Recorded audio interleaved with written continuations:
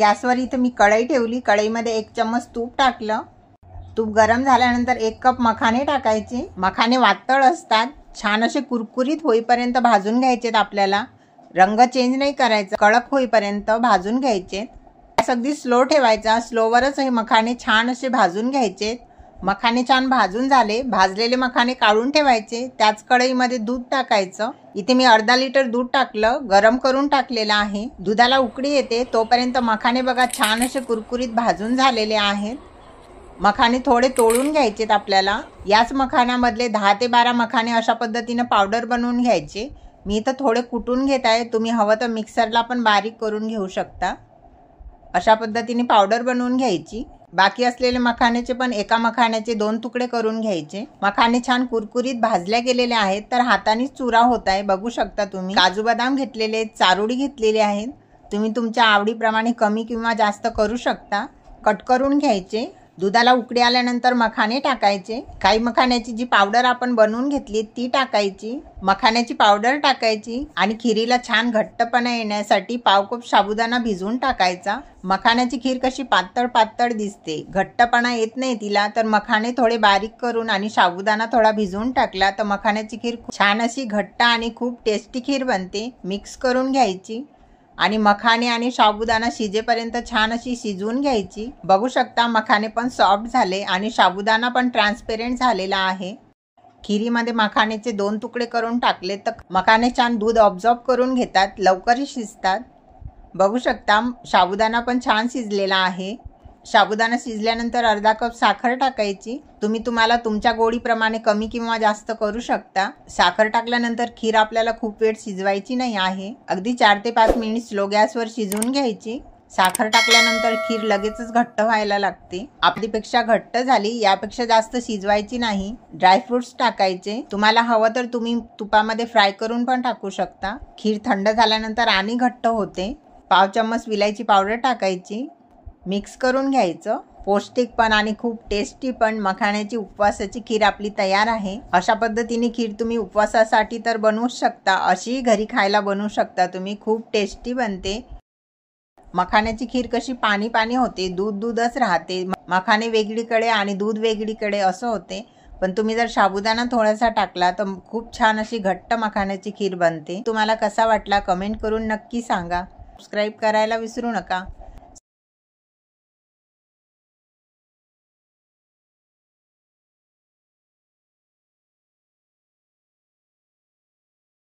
साहित्य लागणार आहे ते बघूयात। 1 कप साबुदाणा, अर्धा वाटी शेंगदाण्याचं कूट, 3 ते 4 मिरच्या, चवीनुसार मीठ, कोथिंबीर आणि 2 उकळलेले बटाटे। साबुदाणा असं मिक्सरला दळून घ्यायचा, असं पीठ बनवून घ्यायचं साबुदाण्याचं एकदम बारीकसं।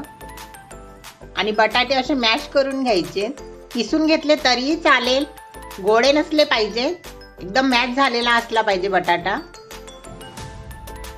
साबुदाण्याचं पीठ टाकायचं, शेंगदाण्याचं कूट टाकून घ्यायचं, हिरवी मिरची वाटून टाकायची, थोडासा कोथिंबीर टाकायचा, चवीनुसार मीठ टाकायचं आणि हे सगळं एकजीव करून मिक्स करून घ्यायचं। पाणी न टाकता पीठ मळून घ्यायचं। बटाट्याच्या ओलाव्याने छान पीठ मळल्या जाते। बघा असं मळून झालेलं आहे। आपल्याला गोळा बनवून घ्यायचा आहे, तर खूपच कोरडं कोरडं पीठ दिसते म्हणून हलकंसं पाणी घ्यायचं, थोडंसं पाणी टाकून पीठ असं मळून घ्यायचं। खूप जास्त पाणी नाही टाकायचं, नाही तर पीठ पातळ होईल। असं छान मळून घ्यायचं। बघा असा मस्त असा गोळा बनवून घ्यायचा आहे, खूप पातळ पण नाही आणि खूप घट्ट पण नाही बनवायचा आहे। आता हे 10 मिनिटं ठेवून द्यायचं साईडला। 10 मिनिटं छान मुरल्यानंतर बघा असा सॉफ्ट गोळा बनतो। एक कॅरी बॅग घ्यायची, कॅरी बॅगला थोडंसं तेल लावून घ्यायचं, गोळा ठेवायचा, लाटण्याने थोडंसं लाटून घ्यायचा, खूप जाड नाही ठेवायचा आणि खूप पातळ पण नाही लाटून घ्यायचा। आणि पुरी लाटताना असे काठाने चिरल्यासारखं होते, त्यामुळे मग मी वाटीच्या सहाय्याने एक साईडच्या पुऱ्या पाडून घेत आहे। बघा अशा छान पुऱ्या लाटून घेतलेल्या आहेत, अशाच सगळ्या बनवून घ्यायच्या। अशा संपूर्ण पुऱ्या मी बनवून घेतलेल्या आहेत आणि साईडला तेल गरम करायला ठेवलंय। तेलामध्ये असं छोटासा गोळा टाकून बघायचा, तेलामध्ये असा गोळा वर आल्यानंतर लगेचच पुऱ्या टाकायच्या। एका वेळेस 2 ते 3च पुऱ्या टाकायच्या। अशी जर मोठी कढई असेल तुमची तर तुम्ही 3-4 टाकू शकता। असा छान सोनेरी कलर होईपर्यंत तळून घ्यायच्या। अशा खरपूस भाजल्या जातात आणि खूप छान लागतात। अशा सगळ्या मी तळून घेत आहे।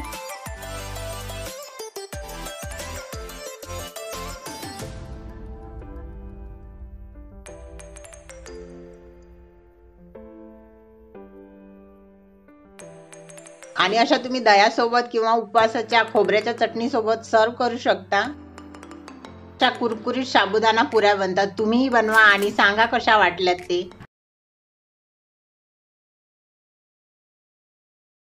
1 कप भिजलेला साबुदाणा, 1 वाटी शेंगदाण्याचं कूट, 10 ते 12 कढीपत्त्याचे पाने, मीठ, जिरं, मिरची आणि थोडासा कोथिंबीर आणि 2 उकळलेले बटाटे।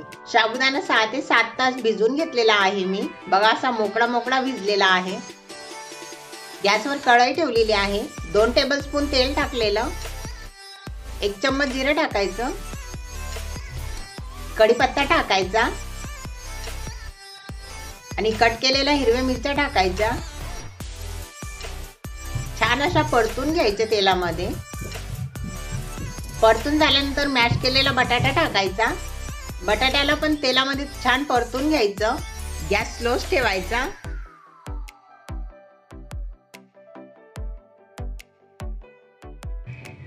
शेंगदाण्याचं कूट टाकायचं। काही शेंगदाणे अख्खे घेतलेले आहेत आणि काही शेंगदाण्याचं कूट घेतलेलं आहे मी। हलकं तेलामध्ये परतून घ्यायचं। साबुदाणा टाकून घ्यायचा आणि साबुदाणा छान मिक्स करून घ्यायचा। छान एकजीव करून घ्यायचं। चवीनुसार मीठ टाकायचं,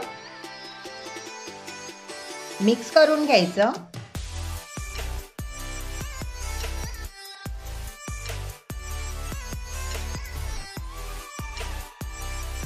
अशा पद्धतीने फिरवत राहायचं, नाहीतर खाली लागणार कढईला। अशी मिक्स करत राहायचं।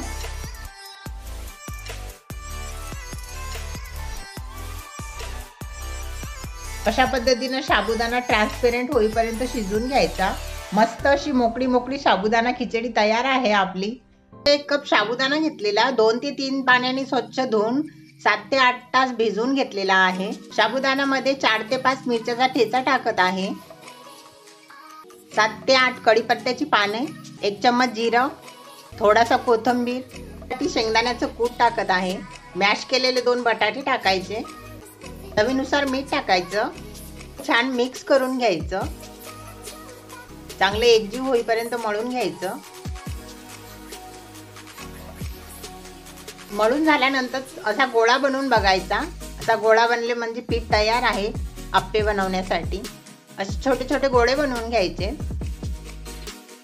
अशा पद्धतीने सगळे गोळे बनवून घेतलेले आहेत मी। गॅसवर आप्पे पात्र ठेवलेलं आहे। आप्पे पात्रामध्ये थोडं थोडं तेल टाकायचं आणि तेल असं ब्रशच्या सहाय्याने पसरून घ्यायचं, सगळीकडे लावून घ्यायचं। साबुदाण्याचे बनवलेले गोळे असे एक एक ठेवून घ्यायचे आप्पे पात्रामध्ये। गॅस स्लो ठेवायचा।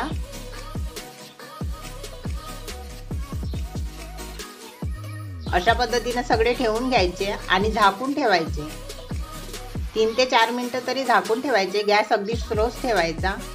3 ते 4 मिनिटांनी बघा असं छान कलर चेंज झालेला आहे आप्याचा, मस्त सोनेरी कलर आलेला आहे। असे सगळे आप्पे पलटी करून घ्यायचे।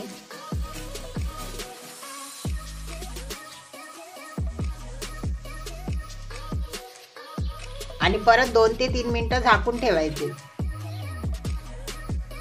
हे बघा मस्त कलर आलेला आहे। असे खरपूस भाजले गेलेले आहेत। आप्पे काढून घ्यायचे।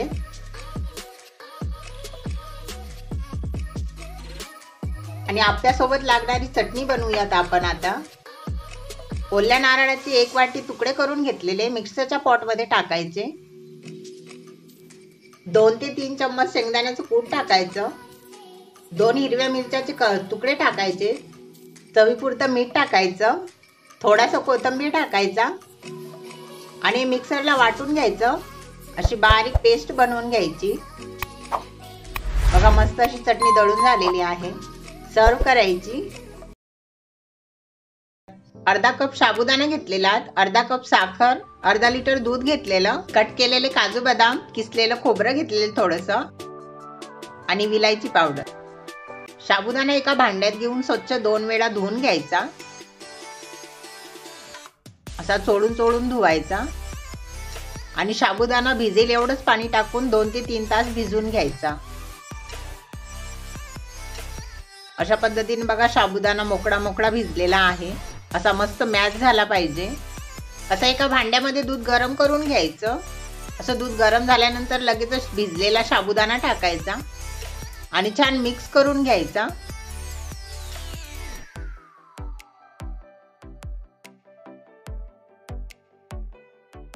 चम्मचनी असं फिरवत राहायचं. साबुदाणा असा ट्रान्सपेरंट झालेला आहे. साखर टाकायची आणि मिक्स करून घ्यायची. साखर तुम्ही कमी जास्त करू शकता.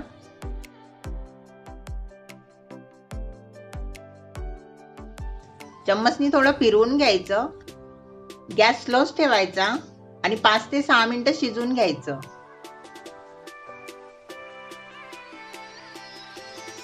बघा अशी दाटसर झालेली आहे. विलायची पावडर टाकायची. तुम्हाला जर उपवासाला विलायची पावडर चालत नसेल तर नाही टाकली तरी चालेल. गॅसवर पॅन ठेवायचा. 2 टेबलस्पून तूप टाकायचं आणि काजू बदाम टाकत आहे मी इथं. क्रंची होईपर्यंत परतून घ्यायचे. किसलेलं खोबरं टाकायचं. हलकसं परतून घ्यायचं. बघा हलकसं परतून झालेलं आहे. कलर पण चेंज झालेला आहे. खिरीच्या भांड्यात टाकायचे आणि मिक्स करून घ्यायचे छान एकजीव होईपर्यंत. मस्त अशी दाटसर खीर तयार आहे आपली. तुम्ही पण बनवा आणि मस्त खा.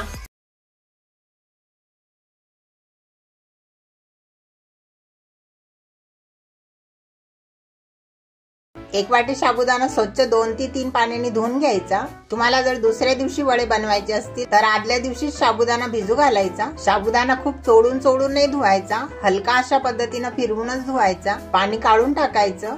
परत पाणी टाकायचं. साबुदाणा फिरवून पाणी काढून टाकायचं.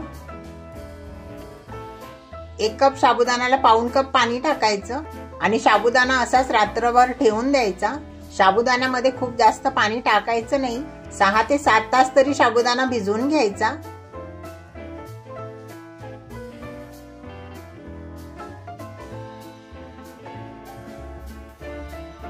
दुसऱ्या दिवशी सकाळी बघा छान साबुदाणा भिजलेला आहे. छान असा मोकळा झालेला आहे. साबुदाण्यामध्ये अजिबात पाणी नाही आहे. बघू शकता तुम्ही किती सॉफ्ट असा साबुदाणा भिजलेला आहे. साबुदाणा चम्मचच्या सहाय्याने अशा पद्धतीने मोकळा करून घ्यायचा. साबुदाण्यामध्ये पाऊण वाटी पाणी टाकल्यामुळे बघू शकता तुम्ही साबुदाण्यामध्ये पाणी नाही आहे. जास्त पाणी झालं तर साबुदाणा चिपचिपा होतो आणि खाली पाणी साचलेलं राहते. साबुदाणा मोकळा करून साईडला ठेवायचा. मिक्सरच्या भांड्यात 7 ते 8 मिरच्या, 1 चम्मच जिरं, 1 इंच अद्रकचा तुकडा कट करून टाकायचा. 8 ते 10 कढीपत्त्याची पानं. हे सगळं छान असं मिक्सरवर बारीक वाटून घ्यायचं. तुम्हाला हवं तर तुम्ही खलबत्त्यात कुटून पण टाकू शकता. वाटलेलं मिश्रण साबुदाण्यावर टाकायचं. 2 बटाटे उकडून साल काढून किसून टाकायचे. बटाटे मॅशरनी मॅश करून टाकले तरी चालेल. चवीपुरतं मीठ टाकायचं. मी इथं 1 चम्मच मीठ टाकताय. मुठभर कोथिंबीर टाकायचा. अर्धा लिंबू बिया काढून पिळून टाकायचं. तुम्हाला निंबू नाही टाकायचं असेल तर 2 चम्मच दही टाकलं तरी चालेल. सगळं साहित्य मिक्स करून घ्यायचं. माझ्या चॅनलवरचा रवा नारळाचा व्हिडिओ तुम्ही बघितला नसेल तर तोही बघा. लिंक डिस्क्रिप्शन बॉक्स मध्ये दिलेली आहे. चेक करायला विसरू नका. 4 ते 5 वडे मी बिना शेंगदाण्याचं कूट टाकून बनवणार आहे. त्यानंतर शेंगदाण्याचं कूट टाकणार आहे. साबुदाण्याचं मिश्रण थोडंसं हातावर घ्यायचं. गोल गोळा बनवून घ्यायचा आणि अशा पद्धतीने वड्याचा शेप द्यायचा. वडा थोडासा जाडच ठेवायचा. खूप पातळ वडे नाही बनवायचे. खूप तेलकट होतात मग. 1 कप साबुदाणा भिजायला टाकला होता. 1 कप साबुदाण्यासाठी पाऊण कप शेंगदाण्याचं कूट घ्यायचं. मी इथे अर्धा कप शेंगदाण्याचं कूट टाकलं. छान हे एकत्र मळून घ्यायचं.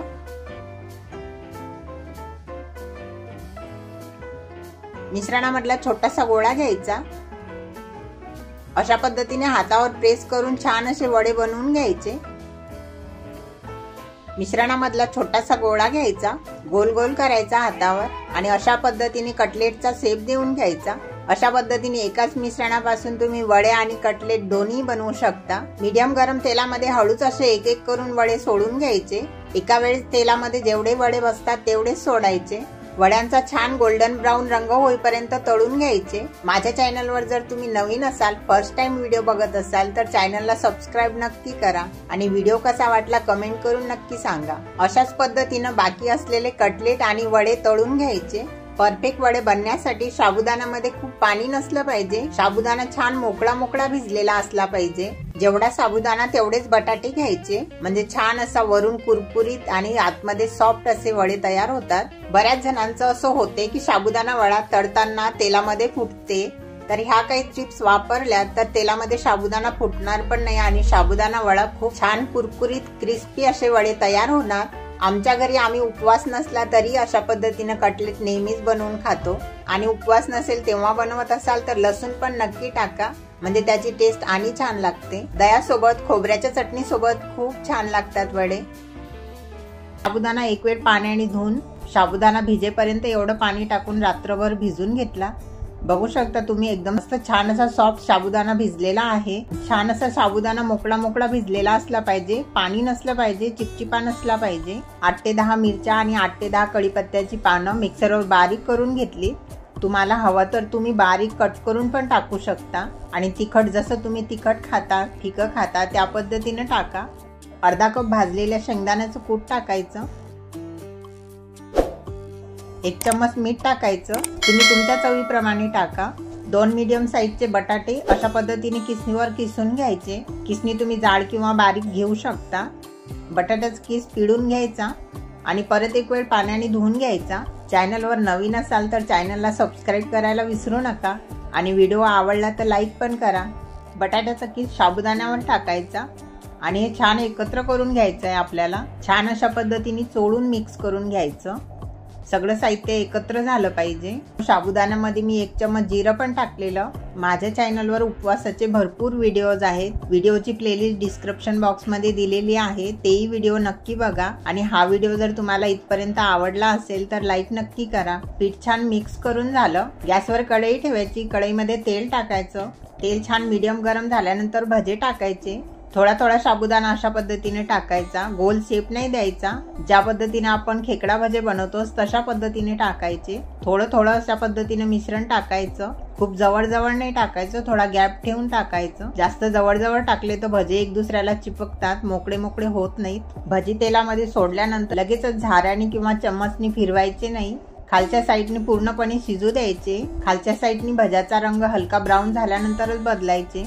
भजे पलटी करायचे। बघू शकता तुम्ही व्हिडिओमध्ये दिसत असेल तुम्हाला, खालच्या साईडने छान रंग ब्राऊन झालेला आहे। भजी अशा पद्धतीने पलटी करून घ्यायचे आणि बार बार हलवायचे नाही। दुसऱ्या साईडने छान तळल्या गेल्यानंतरच काढून घ्यायचे। भजे तळताना मीडियम गॅसवरच तळायचे, फास्ट गॅसवर नाही तळायचे। गॅस फास्ट असेल तर लगेचच वरून भाजल्या जातात, आतमध्ये कच्चे राहतील। साबुदाण्याचे भजे खूप टेस्टी आणि कुरकुरीत होतात। भज्याचा रंग छान असा गोल्डन ब्राऊन झालेला आहे, काढून घ्यायचे। साबुदाण्याचे भजे खूप टेस्टी होतात, अगदी कुरकुरीत, आणि बटाटे पण खूप टेस्टी असे कुरकुरीत भाजल्या जातात आणि खूप छान टेस्ट लागते। तुम्ही कधी बनवले की नाही कमेंट करून नक्की सांगा। तळलेले पदार्थच खाऊशे वाटत नाही तर याच मिश्रणापासून थालीपीठ पण बनवू शकता आणि तुम्हाला जर भजेच खायचे असतील तर पूर्ण मिश्रणाचे तुम्ही भजे पण बनवून खाऊ शकता। याच मिश्रणाचे मी 2 थालीपीठ पण बनवणार आहे। एक कॅरी बॅग घेतली, त्याला थोडंसं तेल लावून घ्यायचं। तुम्हाला हवं तर तुम्ही डायरेक्ट तव्यावर पण थालीपीठ थापून घेऊ शकता। थोडंसं मिश्रण कॅरी बॅग वर घ्यायचं, अशा पद्धतीने थापून घ्यायचं। मी इथे थालीपीठ छोट्या साईजचं बनवून घेत आहे, तुम्हाला हवं तर तुम्ही यापेक्षा थोडं मोठं पण बनवू शकता। थालीपीठ थापून झाल्यानंतर मध्ये थोडासा गड्डा करून घ्यायचा, म्हणजे थालीपीठ छान भाजल्या जाते। तवा मी आधीच गरम करायला ठेवला होता, तव्यावर थोडं तेल टाकून घ्यायचं, नंतर थालीपीठ टाकायचं, वरून थोडंसं तेल किंवा तूप टाकायचं आणि खालची साईड छान अशी भाजल्या गेल्यानंतर चम्मचने आपल्याला थालीपीठ पलटून घ्यायचं आहे। खालच्या बाजूनी तर थालीपीठ भाजल्या गेलं नाही तर ते चमच्याला चिपकणार आणि पलटल्या नाही जाणार। खालची बाजू छान भाजून झाल्यानंतर अलगतच निघते बघा, अशा पद्धतीने पलटी करून घ्यायचं। परत थोडंसं तूप टाकायचं, अलटीपलटी करून दोन्ही साईडनी खमंग थालीपीठ भाजून घ्यायचं। खूप छान लागते आणि बनवायलाही अगदी झटपट रेसिपी आहे, सोपा आहे।